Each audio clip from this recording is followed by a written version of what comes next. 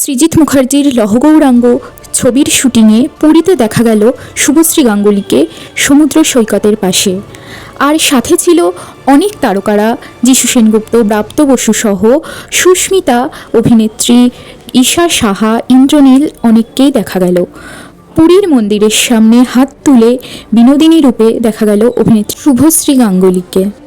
এর আগে বিনোদিনী রূপে দেখা গিয়েছিল অভিনেত্রী রুক্মিণী মৈত্রকে, আর সে কিন্তু সেই চরিত্রটি খুব সুন্দরভাবে ফুটিয়ে তুলেছিল।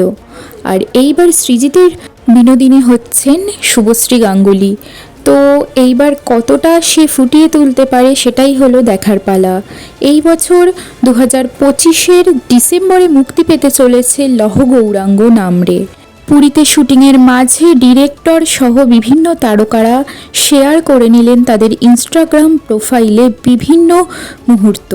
ইন্দ্রনীল সেনগুপ্ত, সুস্মিতা চ্যাটার্জি থেকে শুরু করে ঈশা সাহা সকলকেই কিন্তু শুটিংয়ের ফাঁকে বিভিন্ন মুহূর্ত শেয়ার করে নিতে দেখা গেল। এই বছর ডিসেম্বরে কিন্তু অনেকগুলো ছবি রিলিজের কথা চলছে, যেমন প্রজাপতি 2, উইন্ডোজ প্রোডাকশনের ভানুপ্রিয়া ভূতের হোটেল, সাথে লহগৌরাঙ্গের নামরে। তো তোমাদের কি মনে হয়, এই সিনেমাটা কি সমস্ত সিনেমাকে ছাপিয়ে দর্শকদের মনে জায়গা করে নিতে পারবে? আর তোমাদের বিনোদিনী রূপে কাকে ভালো লেগেছে, শুভশ্রী গাঙ্গুলি না রুক্মিণী মৈত্র? কমেন্ট করে জানাতে ভুলো না।